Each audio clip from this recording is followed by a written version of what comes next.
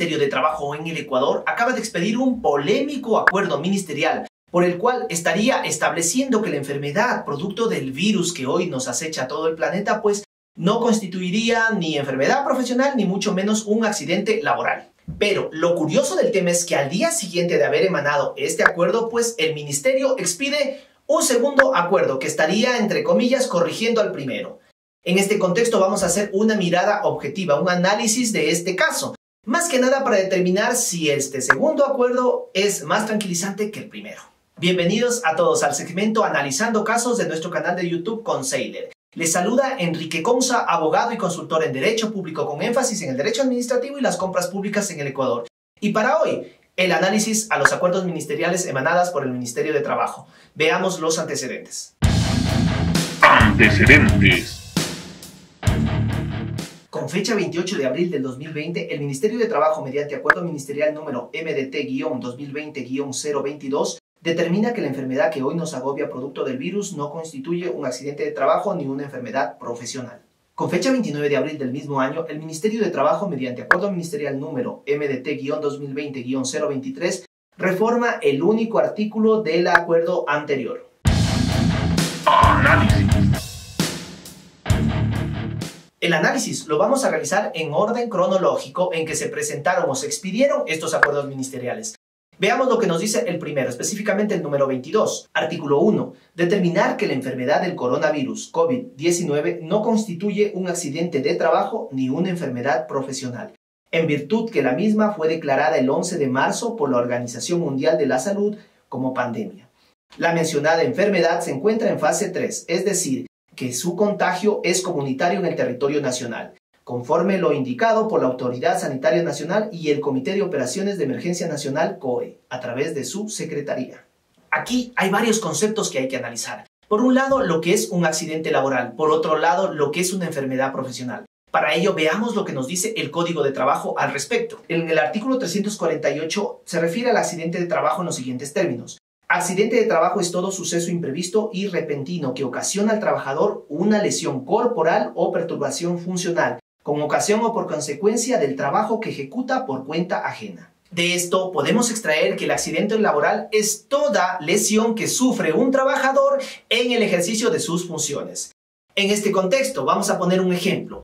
Una persona que trabaja para una empresa de televisión, un técnico que se encuentra instalando el cable en los postes, es decir, es un trabajo en altura. Obviamente hay un riesgo inmerso. ¿Qué pasa si se cae este trabajador? Pues he allí un accidente laboral. Como vemos, el riesgo será mayor o menor dependiendo del tipo de actividades que realiza el trabajador. Para el caso de las enfermedades profesionales, veamos lo que nos dice el Código. Artículo 349. Enfermedades profesionales. Enfermedades profesionales son las afecciones agudas o crónicas causadas de una manera directa por el ejercicio de la profesión o labor que realice el trabajador y que producen incapacidad. Para clarificar, la enfermedad aguda es aquella enfermedad que tiene un progreso rápido, es decir, una evolución corta. Por ejemplo, una gripe común.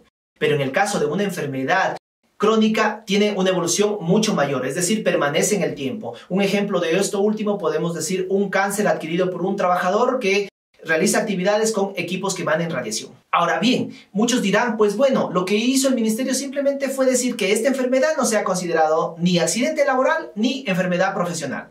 No obstante, para efectos de responsabilidad del empleador, según el mismo Código de Trabajo, las enfermedades profesionales y los accidentes laborales pues generan una obligación indemnizatoria, mucho más si no están afiliados los trabajadores al Seguro Social. En este contexto, si la enfermedad, jurídicamente hablando, no es considerada como accidente laboral, ni siquiera como enfermedad profesional, pues no les afectaría en nada a los empleadores. Es decir, que quedarían libres de cualquier responsabilidad, aun cuando los trabajadores se contagien dentro de su institución. También existe una realidad que hay que mencionar. Muchas empresas tienen contratados seguros de accidentes o seguros de vida en sí para sus trabajadores, pero lastimosamente no todas. En la misma medida, ¿cómo puede ser posible que los profesionales de la salud, doctores, enfermeras, que prácticamente están en el frente principal de lucha contra esta pandemia, queden a la deriva? No se diga igual los repartidores que formalmente están trabajando para alguna empresa y que hacen este servicio de entrega a domicilio.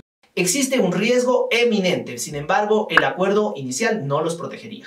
El problema es que el Ministerio de Trabajo, en su primer acuerdo, estaría dando una causa o una razón poco lógica para desclasificar esta enfermedad, que por cierto no puedo decir su nombre por algunas restricciones establecidas en las políticas del canal de YouTube con respecto a este tema. No obstante, el ministerio lo que dice es debido a que esta enfermedad es considerada como una pandemia, obviamente establecido por la propia Organización Mundial de la Salud.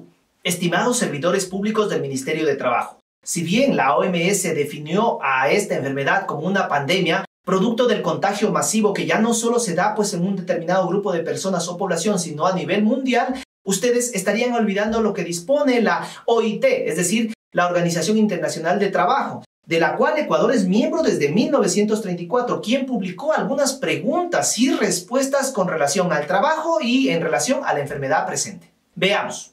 ¿Se puede clasificar el COVID-19 como una enfermedad profesional? La enfermedad del COVID-19 y el trastorno de estrés postraumático contraídos por exposición en el trabajo podrían considerarse como enfermedades profesionales. En la medida en que los trabajadores sufran de estas afecciones y estén incapacitados para trabajar como resultado de actividades relacionadas con el trabajo, deberían tener derecho a una indemnización monetaria, a asistencia médica y a los servicios conexos, según lo establecido en el Convenio sobre las prestaciones en caso de accidentes del trabajo y enfermedades profesionales. Con todo esto, el Ministerio de Trabajo el día de hoy, 19 de abril, fecha en la cual estamos grabando también este video, expidió un segundo acuerdo. Veamos lo que nos dice. En su artículo 1, reformar el artículo 1 de la resolución número MDT-2020-022 de 28 de abril de 2020 por el siguiente texto. Determinar que la enfermedad del coronavirus COVID-19 no constituye un accidente de trabajo ni una enfermedad profesional, en virtud que la misma fue declarada el 11 de marzo de 2020 por la Organización Mundial de la Salud OMS como pandemia, a excepción de aquellos casos en los que se pudiera establecer de forma científica o por métodos adecuados a las condiciones y a las prácticas nacionales un vínculo directo entre la exposición a agentes biológicos que resulte de las actividades laborales contraídas por el trabajador. Dicho esto, el primer acuerdo ministerial prácticamente quedó para el archivo, puesto que su artículo único fue reemplazado por un nuevo artículo en este acuerdo ministerial número 23. Por otro lado, aparentemente el ministerio habría copiado casi de forma textual lo establecido en el documento de la OIT. Veamos. En la nota al pie de la recomendación se habla del párrafo 1.3.9 de un anexo que se refiere a la lista de enfermedades profesionales que deberían incluir, entre otras cosas, enfermedades causadas por agentes biológicos en el trabajo, cuando se haya establecido científicamente o por métodos adecuados a las condiciones y a las prácticas nacionales un vínculo directo entre la exposición a dichos agentes biológicos que resulte de las actividades laborales contraídas por el trabajador, que sería prácticamente lo mismo que estableció el Ministerio de Trabajo en su segundo acuerdo. Jurídicamente era procedente que pongan la referencia del artículo de la OIT como parte de los considerandos en su acuerdo. Bueno, esto digamos que es una omisión de forma por la gravedad del asunto. Ok, aparentemente con este segundo acuerdo estaría cubierto, solucionado la preocupación de los trabajadores, pero no es del todo cierto. No es posible que de un solo plumazo se pueda cubrir todo el tema laboral con respecto a los riesgos de trabajo. El personal sanitario y las personas en general que están laborando directamente en el frente principal de esta pandemia, que no solo me refiero a los médicos, por ejemplo, quienes recogen la basura, o sea, tantos trabajadores que existen en diferentes áreas que están luchando en esta pandemia no pueden ser cubiertos específicamente con una redacción prácticamente ambigua y vamos a ver por qué. Tal como está la redacción en el acuerdo ministerial para que la enfermedad sea considerada como accidente de trabajo o enfermedad profesional, se debe demostrar de forma científica o por métodos adecuados un vínculo directo entre la exposición al virus con las actividades laborales propias del trabajador. Pero, ¿cuáles serían estas formas científicas para demostrarlo? La enfermedad actualmente no está diagnosticada por completo, las investigaciones continúan. Es muy complicado determinar o rastrear el origen del contagio, solamente que se tenga claro una especie de mapeo de cepas, es decir, una ramificación de los orígenes, para llegar a demostrar que a lo mejor no contraje el virus yendo a comprar en la esquina y que a lo mejor lo contraje en realidad en el trabajo. Bueno, en este contexto serán los médicos, los profesionales de la salud, específicamente los epidemiólogos, quienes puedan dar un criterio más acertado en este tema. No obstante, siendo imparcial, la sintomatología de la enfermedad no está diagnosticada por completa o con precisión. Hay algunas investigaciones, pero no son concluyentes. Me atrevo a decir que esta resolución va a tener que esperar o va a tener que ser reformada en el tiempo, porque tal como están las cosas, no se la va a poder aplicar. Posiblemente el carácter que pretendió darle el ministerio a su acuerdo ministerial era referencial. Sin embargo, ya ven las consecuencias de ruido, sobre todo que se estaría ocasionando a los cuerpos normativos locales, es decir, a los cuerpos normativos, a las leyes nacionales y sobre todo a una posible afectación de derechos. Recomendaciones.